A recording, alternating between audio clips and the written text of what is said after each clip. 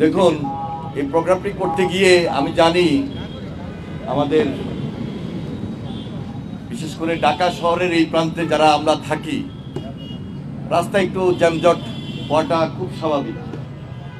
এটা আজকে আমরা কিছুটা ত্যাগ স্বীকার হলেও এটা মেনে নিচ্ছি। একটা বিজয়ের দিন আমরা উদযাপন করতে যাচ্ছি। দীর্ঘ 16 বছর কিন্তু আমরা বিজয় উদযাপন করতে পারি নাই। একটা উৎসাহ, একটা উদ্দীপনা নিয়ে যে বিজয়ের আনন্দ উপভোগ করব, সেই সুযোগটি শেখ হাসিনা আমাদেরকে করতে দেয় নাই, যার কারণে এই ফ্যাসিবাদকে পালিয়ে যেতে বাধ্য হয়েছে। কারণ সারা দেশের ছাত্র জনতার আন্দোলনের মুখে সে পালিয়ে গিয়েছে। আজকে আমাদের মধ্যে সেই স্পিরিট আমি দেখতে পাচ্ছি, সবার মধ্যে আনন্দ, যে আনন্দ নিয়ে বিজয়ের উল্লাস আমরা করবো ইনশাআল্লাহ।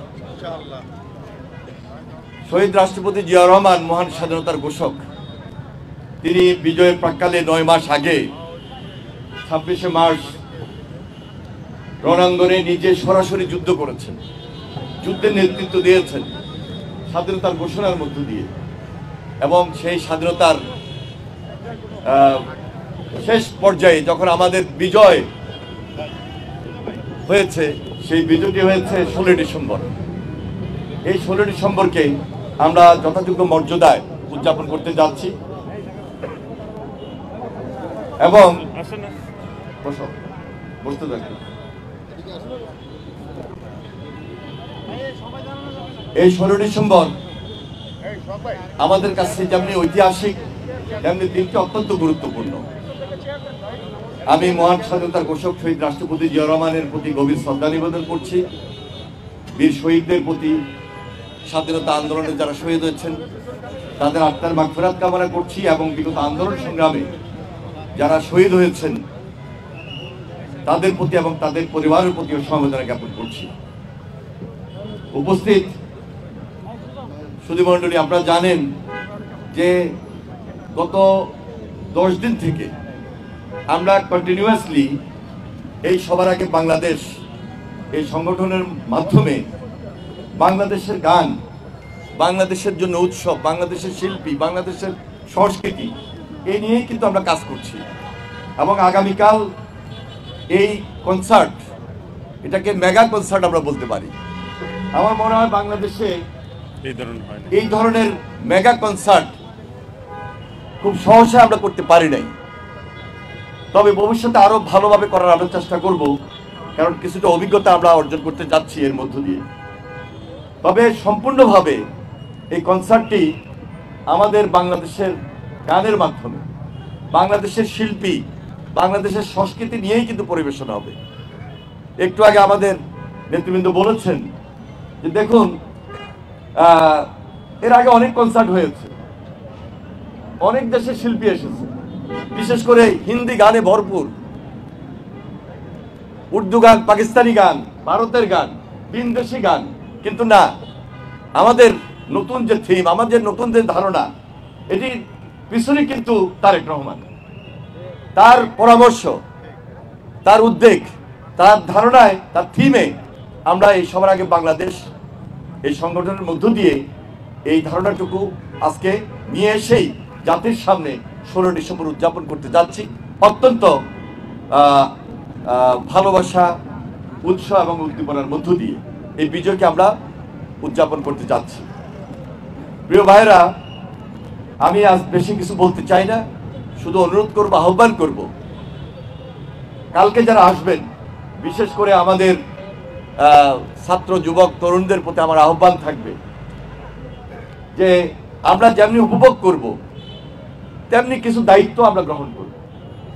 কারণ আমাদেরকে একটু শৃঙ্খলতার সহিত এই প্রোগ্রামটা যেন সফল হতে পারে, সার্থক হতে পারে, সেজন্য সবার সহযোগিতা প্রয়োজন। তাছাড়া আইন শৃঙ্খলা রক্ষাকারী বাহিনী যারা রয়েছেন, আমরা তাদেরকে অনুরোধ করেছি, অবহিত করেছি, তারা আমাদেরকে সহযোগিতা করবেন। গোয়েন্দা সংস্থা যারা রয়েছেন তারাও সহযোগিতা করবেন। তাছাড়া সামাজিক অনেক সংগঠন, তাদেরকে আমরা অনুরোধ করেছি, তারা আমাদেরকে সহযোগিতা করবেন।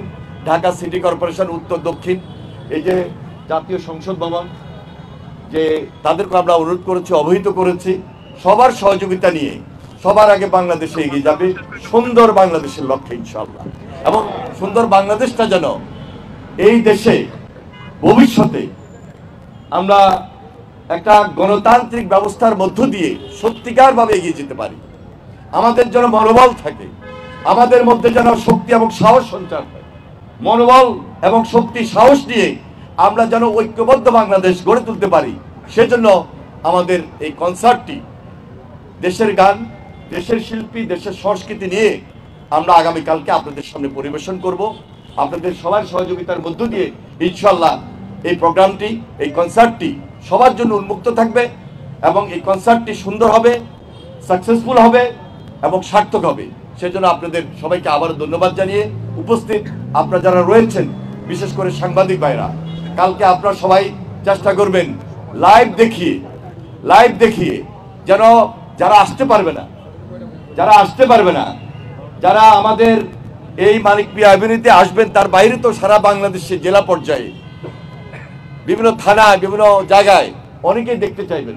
আপনারা যদি লাইভ দেখান, আমার দৃঢ় বিশ্বাস সবাই উপভোগ করবে। তাছাড়া আগামীকালকে আমরা 12টা থেকে চেষ্টা করব রাত 10টা 11টার ভিতরে শেষ করে দেওয়ার জন্য।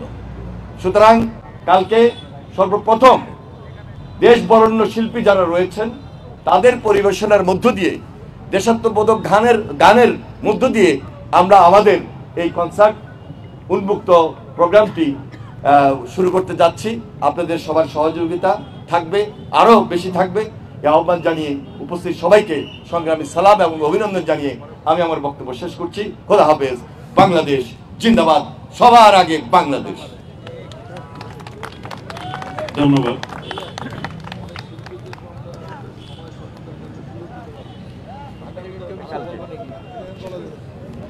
প্রিয় সাংবাদিক ভাইরা, আপনাদের যদি কোনো কিছু প্রশ্ন থাকে বা জানার থাকে, যেটি আপনারা জানতে ইচ্ছুক, আপনারা আমাদেরকে প্রশ্ন করতে পারেন, জিজ্ঞাসা করতে পারেন। ইনশাআল্লাহ আমরা আপনাদের উত্তর আমরা এখান থেকে দিব ইনশাআল্লাহ।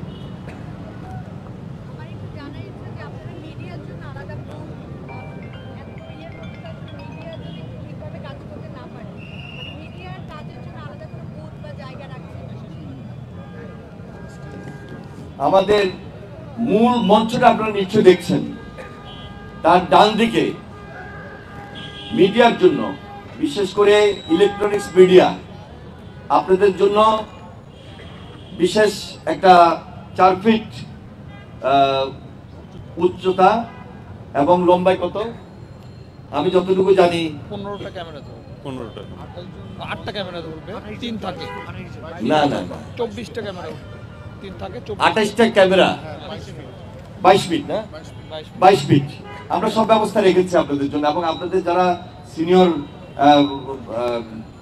ক্যামেরার দায়িত্বে রয়েছেন বা ইলেকট্রনিক্স মিডিয়ার বা সাংবাদিক রয়েছেন, তাদের পরামর্শ অনুযায়ী আমরা সেটি ব্যবস্থা গ্রহণ করেছি। না একসঙ্গে সব একসঙ্গে। পত্রিকার জন্য আমাদের সাংবাদিকদের জন্য আলাদা একটা জোন থাকবে, সেখানে ওরা বসবেন, সেখানে প্রিন্ট মিডিয়ার সাংবাদিকরা উপস্থিত থাকবেন। ধন্যবাদ সবাইকে। আসসালামু আলাইকুম। প্রিয় সাংবাদিক ভাইরা, সবাইকে আবারও এই শীতের সন্ধ্যায় এই সাংবাদিক সম্মেলন